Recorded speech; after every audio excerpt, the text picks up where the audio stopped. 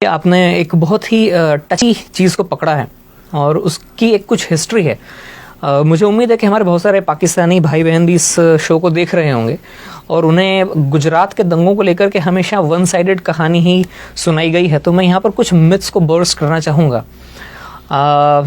अक्सर ही बताया जाता है, पाकिस्तान के अंदर तो यही खबरें जाती हैं कि मोदी के राज में 2000 मुसलमानों को मार दिया, लेकिन एक्चुअल फिगर 2000 नहीं है। वैसे मुझे शर्म आ रही है ये नंबर्स बोलने में। ये कोई खुशी का मौका नहीं है, ये कोई खुशी की चीज़ नहीं है कि मैं ये कहूँ कि 790 मुसलमान मारे गए थे और 240 हिंदू मारे गए थे। ये जॉइंट पार्लियामेंट्री कमेटी की रिपोर्ट थी जो कांग्रेस के राज में बाद में मनमोहन सिंह जी जब प्राइम मिनिस्टर थे तब टेबल हुई थी और उस रिपोर्ट के ये फिगर्स हैं। 790 मुसलमान मरे, 240 हिंदू मरे। ये बहुत बदकिस्मत नंबर है, लेकिन ये फैक्ट्स हैं जो कांग्रेस के राज में आए थे। अब इमीडिएट रीजंस ये थे कि साहब एक ट्रेन थी जो अयोध्या, जो हिंदुओं का एक बड़ा, जैसे मुस्लिम भाई बहनों का जैसे मक्का या मदीना होता है, वैसे अयोध्या राम जी का जन्मस्थल माना जाता है। वहाँ से तीर्थयात्रियों की एक ट्रेन अयोध्या से लौटी थी। वो गुजरात के गोधरा स्टेशन के ऊपर थोड़ा सा आउटपोस्ट पे खड़ी हुई थी और उसमें जो यात्री थे, तीर्थयात्री थे, कुछ विश्व हिंदू परिषद के लोग थे, कुछ आरएसएस के काडर थे, जिनका अयोध्या में आना जाना लगा रहता है। अचानक, एंड आई से this with lot of डिसमे and lot of embarrassment, कि अचानक करीब 1000 मुसलमानों की भीड़ उस ट्रेन के उस डब्बे में पहुंचती है जहां पर इन लोगों के रिजर्वेशन थे। बोगी नंबर S6 और S7 इसे घेरती है। अचानक पथराव शुरू होता है और पेट्रोल में भिगो कर रुई के गद्दों को और तकियों को अंदर फेंका जाता है और आग लगाई जाती है, जिसमें 59 हिंदू जिंदा जलकर मर जाते हैं। 28 फरवरी सन 2002 का दिन था, सुबह 9:30 बजे के आसपास का वक्त था। इसमें 59 जो हिंदू जलकर मरते हैं। जैसे कि आपको जानकारी, इंडिया में जो स्लीपर डब्बे होते हैं उनमें 72 लोगों की सीटें होती हैं, तो 72 में से 59 लोग जलकर मर गए। उनमें 40 औरतें थीं और बच्चे थे।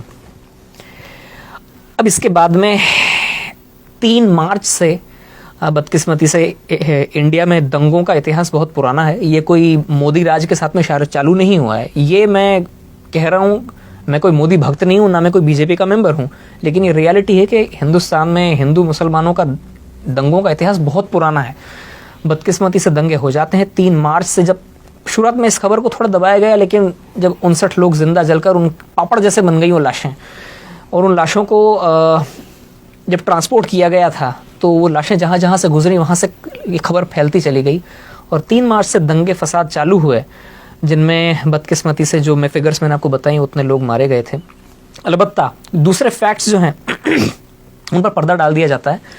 ऐसा पहली बार हुआ था जब किसी भी राज्य में दंगे शुरू होते ही 48 घंटे के अंदर अंदर वहां के चीफ मिनिस्टर ने आर्मी को आने के लिए ग्रीन सिग्नल दे दिया हो। 5 मार्च का दिन था, आर्मी की टुकड़ियां पहुंच गई थी फ्लैग मार्च करने के लिए। दूसरी बात, ऐसा पहली बार हुआ इंडिया में कि पुलिस की गोलियों से 100 हिंदू दंगाई मारे गए थे। ये फैक्ट्स हैं, ये डॉक्यूमेंटेड फिगर्स हैं, मैं अपने मन से नहीं बता रहा हूं। और ऐसा पहली बार हुआ था कि इस तरह से कट्टर, जो मुस्लिम्स के अंदर जो कुछ कट्टर और ऑर्गेनाइजेशंस थे, उन्होंने वहीं के पास में गोधरा में करीब 50 मस्जिदें हैं, 50-60 मस्जिदें, छोटा सा कस्बा है लेकिन 50-60 मस्जिदें हैं। हो सकता है उनमें से कुछ मस्जिदों को सऊदी फंड्स आते हों, जहाँ पर वो वहाबिज्म की जो एक्सट्रीम हार्डलाइनर आइडियोलॉजी वहाँ से वो प्रोपोगेट करते हैं। एक मस्जिद से मोबिलाइज हुई थी वो मॉब जिसने ट्रेन को घेरा था और जिस तरह से जलाया गया, ये भी पहला मौका था इंडिया के अंदर। ये उसका इमीडिएट रीजंस थे। इसके पीछे हिस्ट्री का थोड़ा सा और पीछे आप जाएंगे तो गुजरात की पॉलिटिकल अनसर्टेनिटी भी बहुत ज़्यादा थी उस वक्त। ये मार्च 2002 की बात है।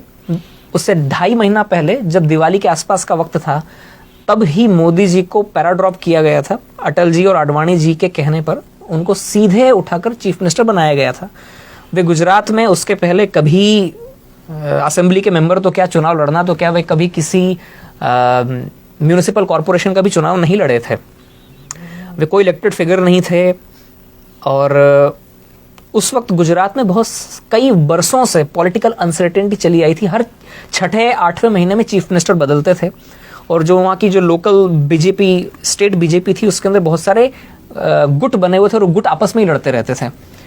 वो हालांकि बीजेपी मेजॉरिटी में थी, लेकिन फिर भी कोई एक तगड़ा लीडर नहीं था। कांग्रेस बहुत होपलेस कंडीशन में थी, लेकिन फिर भी वो इस इनफाइटिंग को थोड़ा बढ़ाने की कोशिश करती थी। कई सालों से ही चल रहा था, तो आप ये समझ सकते हैं कि पॉलिटिकल अनसर्टेनिटी थी। जब किसी भी जगह पर पॉलिटिकल अनसर्टेनिटी होती है तो वहाँ के एडमिनिस्ट्रेशन के ऊपर उसकी मार पड़ती है। एडमिनिस्ट्रेशन ढीला हो जाता है, पुलिस ढीली हो जाती है, और पूरी सोसाइटी में भी एक एजिटेशन हो जाता है, गड़बड़ हो जाती है। तो इन सब चीज़ों की रोशनी में एक नए आदमी को आप उठाकर चीफ मिनिस्टर बनाते हैं, जिसके ज़्यादा सपोर्टर्स भी नहीं थे। और इंडिया में ऐसा होता है कि काफ़ी चीज़ें इंटरपर्सनल तरीके से होती हैं।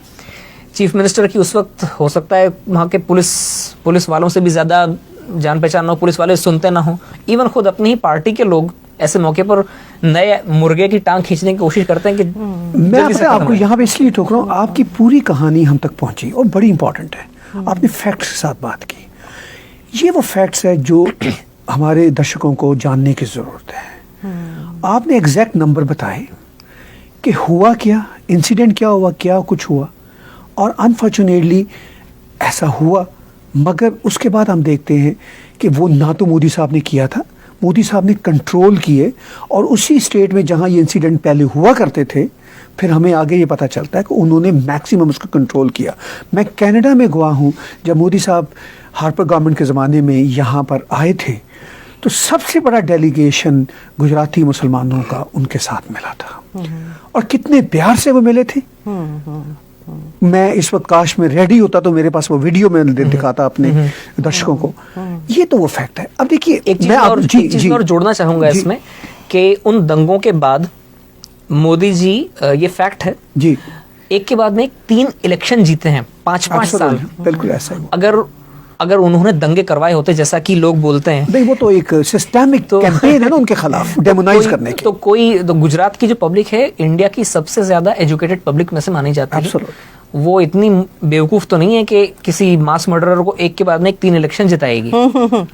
और दूसरी बात यह है कि एक बार जब ये जम गए वहां पर, तो इतिहास साक्षी है, तारीख गवाह है कि उसके बाद में फिर गुजरात में कभी कोई दंगा नहीं हुआ जी। और ये बड़ी दिलचस्प बात है कि आज भी इस आदमी की तनकीद करने के लिए लोगों को कुछ और नहीं मिलता है तो 17 साल पीछे जाते हैं। राइट। मतलब 17 साल से ये आदमी लगातार या तो गुजरात का चीफ मिनिस्टर था या इंडिया का प्राइम मिनिस्टर था। इन 17 सालों के कालखंड में इस आदमी के खिलाफ बोलने के लिए किसी को कुछ नहीं मिल रहा है। मतलब तो वो ये जो 17 साल पीछे जाना पड़ता है लोगों को। अच्छा, ये बड़ी दिलचस्प बात है।